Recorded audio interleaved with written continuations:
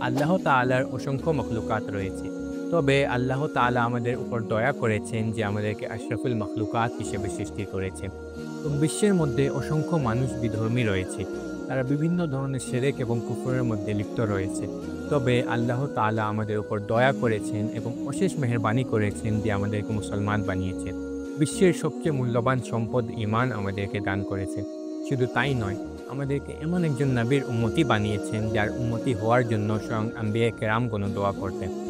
এবং বিশ্বের মধ্যে অনেক মানুষ এমন রয়েছে যারা চোখে দেখতে পারে না, কেউ কথা বলতে পারে না, কেউ চলাফেরা করতে পারে না। তবে আল্লাহ তাআলা আমাদের উপর এতই দয়া করেছেন যে আমাদেরকে সম্পূর্ণভাবে সুস্থ বানিয়েছেন। আমাদেরকে আল্লাহ তাআলা রিজিক দান করছেন। এছাড়াও আল্লাহ তাআলা আমাদেরকে অসংখ্য নিয়ামত দান করেছেন। যেমনটি আল্লাহ তাআলা স্বয়ং কোরআনুল কারীমে ইরশাদ করেছেন, ইন তাউদ্দু নিআমাতাল্লাহি লা তুহসুহা। তোমরা যদি আল্লাহ তাআলার নিয়ামত গণনা করা শুরু করো তবে গণনা করে শেষ করতে পারবে না।